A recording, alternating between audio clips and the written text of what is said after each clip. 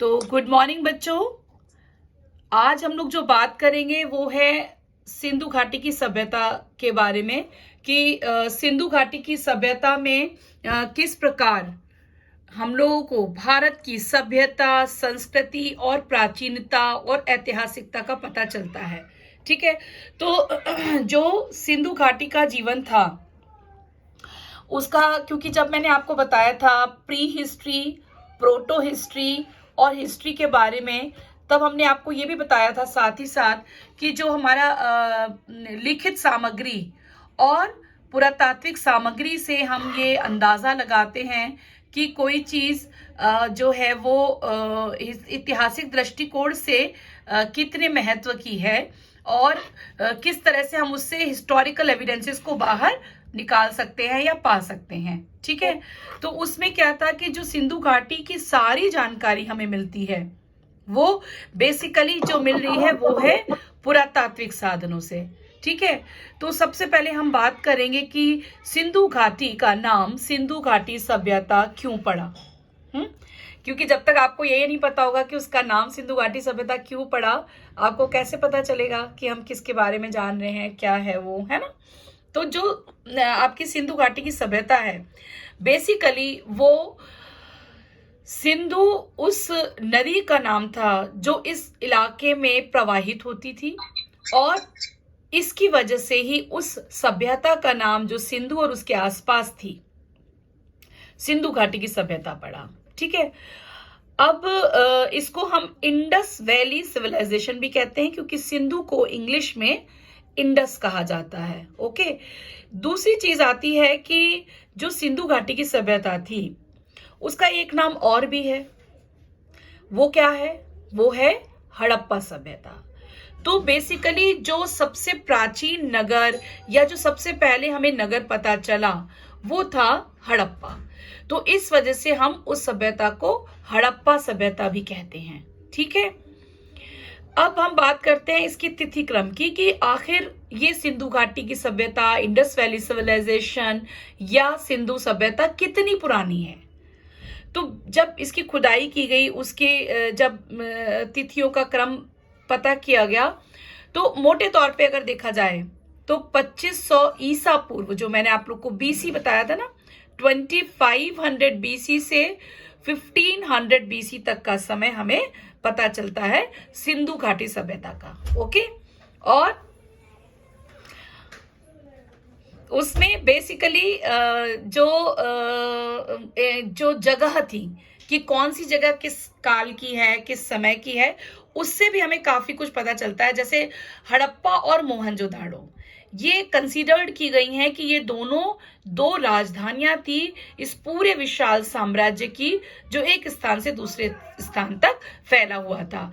अगर हम इसकी जियोग्राफिकल बाउंड्रीज की बात करें कि ये कहां से कहां तक थी, तो आपको पता चलेगा कि बेसिकली अगर हम पश्चिम की ओर जाएं तो सुतका गेंडोर अफगानिस्तान में, और पश्चिम से पूर्व में मेरठ का ही आलमगीरपुर, और उत्तर दिशा में कश्मीर का मांडी गांव, और दक्षिण में दाइमाबाद तक हमें पता चलता है। ये मतलब एक ज्योग्राफिकल बाउंड्रीज है। तो इन ज्योग्राफिकल बाउंड्रीज में भाई आज तो भारत से अलग हम अफगानिस्तान को भी देखते हैं, पाकिस्तान को भी देखते हैं, लेकिन उस समय ये संपूर्ण इलाका जो था वो भारतवर्ष के अंतर्गत ही आता था। ठीक है, तो क्योंकि ये भारतवर्ष के अंतर्गत आता था तो इसमें अफगानिस्तान, पाकिस्तान और भारत के काफी सारे इलाके इसका पार्ट थे। ठीक है, तो अब जब खुदाई हुई तो उसमें कुछ हमें मतलब हड़प्पा काल को भी हम लोग 3 और स्ट्रेटिफिकेशन कर सकते हैं इनके इलाकों के हिसाब से। जैसे कि आप ये समझ लीजिए कुछ ऐसे काल थे जब ये प्रारंभ हुई सभ्यता, तो उसको हम कहते हैं प्री हड़प्पा पीरियड, यानी हड़प्पा पूर्व काल। फिर विकसित हड़प्पा, और उसके बाद जो उत्तरोत्तर हड़प्पा है या जहां पर पतन हो गया, जहां पे हमें कई सारे इलाके जो थे वो ruined हो गए, जो जिनकी गौरव चला गया, जहां पर आबादी जो रह रही थी वो चली गई। तो ये सारी चीजें हमें पता चलती हैं। इसके बाद में अगर आप देखेंगे तो इतना बड़ा इलाका हड़प्पा सभ्यता का है। उसके बाद खुदाई में हमें बहुत सारी सामग्री मिली है। तो जैसे मोटे-मोटे तौर पे मैं अगर बताऊँ अभी आपको, हम डिटेल में पढ़ेंगे तो और डीपली बताएँगे। मोहनजोदाड़ो से हमें एक नर्तकी की कांस्य प्रतिमा प्राप्त हुई है, जो नृत्य की मुद्रा में है।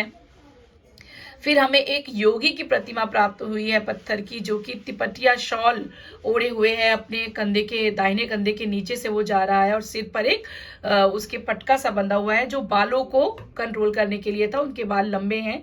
केश विन्यास भी प्रचलित था। उसके अलावा में अनाज के दाने मिले हैं, कपड़े के टुकड़े मिले हैं, ठीकरे बर्तनों के मिले हैं, बहुत सारी सील्स मिली हैं। जैसे कोई सामान हो उस पे आप कोई ठप्पा मारते हैं तो that was a kind of a seal, तो वो सील्स हमें मिली हैं। और इसके अतिरिक्त बहुत सारे सिक्के टाइप की कुछ कुछ चीजें मिली हैं। मणियां मिली हैं, जैसे लाजवर्द मणि अफगानिस्तान से आती थी, और सेलखड़ी और लाजवर्द मणि के मनके मिले हैं, मालाएं मिली हैं, स्वर्ण और चांदी के आभूषण मिले हैं। तो ऐसा माना जाता है कि जो लोगों का स्ट्रेटिफिकेशन या स्तरीकरण, या समाज में आज भी आप देखते हो एक उच्च वर्ग है, एक मध्य वर्ग है और एक निम्न वर्ग है। तो इसी प्रकार उस वर्ग के जो स्तरीकरण था, उस पर ये निर्भर करता था कि वो लोग किस प्रकार के आभूषण पहने।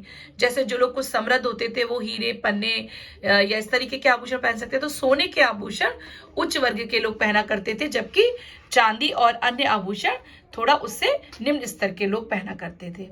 इसके अलावा हमें व्यापार के साक्ष्य भी मिले हैं कि भाई कई सारे देशों के साथ हम व्यापार करते थे।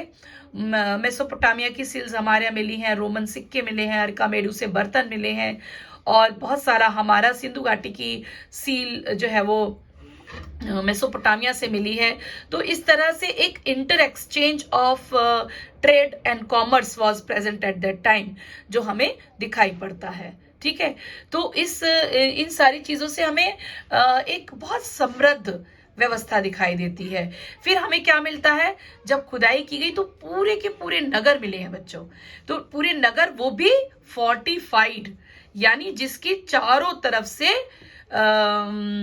किलेबंदी की गई थी। ठीक है, तो उस किलेबंदी के साक्ष्य मिले हैं। उसके बाद नगर जो थे वो चौकोर सर्कल स्क्वायर्स में एक दूसरे को सड़कें काटती थी। तो बहुत प्लान्ड वे में पूरी नगर नियोजन हमें दिखाई देता है। सड़कें हैं, उससे छोटी गलियां हैं, फिर उससे छोटी वीथियां हैं, बड़ी सड़क को राजमार्ग माना गया है, फिर मध्य मार्ग है, फिर वीथियां हैं। इसके अतिरिक्त नालियों की भी बहुत अच्छी व्यवस्था थी। घरों में जो बाथरूम बने हुए थे, जो स्नानगृह थे, उन स्नानगृहों से पानी को ढलान करके एक जगह एकत्रित करके नीचे उतारा गया था। मान लीजिए ऊपर की मंजिल पर अगर बाथरूम है तो पाइप के जरिए या जिस तरह से भी उसे नीचे लाया गया, और फिर वो बाहर की नाली में पानी जाता है, और वो नाली धीरे धीरे जाकर एक बड़े नाले में मिलती है, और वो नाला जो था वो सड़क के बीच में से कवर्ड स्थिति में जा रहा है, और बाहर जाकर शहर के बाहर एक बड़े नाले में गिर जाता है। तो एक क्लीनलीनेस, साफ सफाई की जो व्यवस्था है, नगर नियोजन की जो व्यवस्था है, फिर जो हमें ईंटें मिलती हैं वो 1:2:4 के अनुपात में मिलती हैं, उससे भी पता चलता है। और ईंटें कैसी मिली हैं, पकी हुई ईंटें मिली हैं। मतलब ईंट को पहले किसी सांचे में करके वो बना लेते थे मिट्टी से, उसके बाद उसको धूप में सुखाया जाता था, और फिर उसको जैसे आजकल आप लोग ईंट के भट्टे देखते हैं ना, उसी तरह से पका लिया जाता था।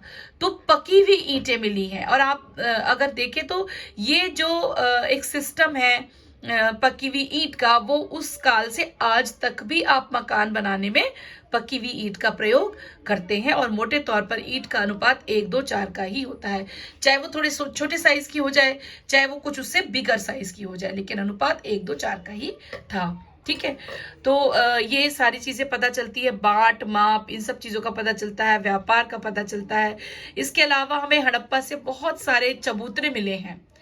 तो उन चबूतरों में क्या है कि ऐसा माना जाता है वो अन्नागार के चबूतरे हैं, यानी सरप्लस जो प्रोडक्शन होता था, उस प्रोडक्शन को उन चबूतरों पर लाकर रखा जाता होगा, या एक स्थान से दूसरे स्थान पर लोडिंग और अनलोडिंग के लिए उन चबूतरों का प्रयोग होता रहा होगा। ठीक है, तो ये एक मोटे तौर पे मैंने आपको बताया है कि क्या क्या चीजें हमें सिंधु घाटी सभ्यता से मिलती हैं।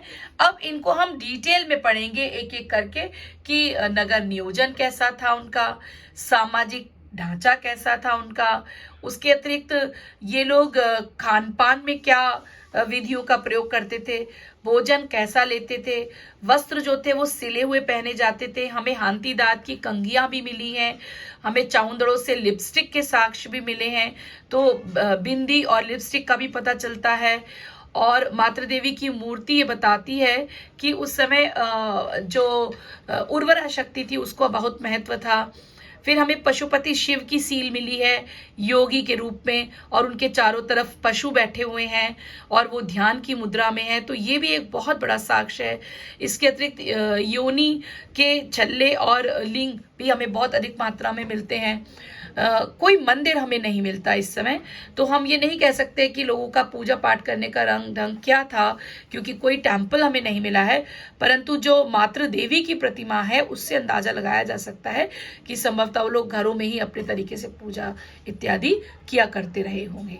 ठीक है, तो जितना आप इसको पढ़ते जाएंगे आपको समझ में आता जाएगा कि कितनी समृद्ध व्यवस्था थी। अगर मैं मोटे तौर पर कुछ शहरों के नाम लूं तो आप जान पाएंगे, जैसे बनावली, राखीगढ़ी,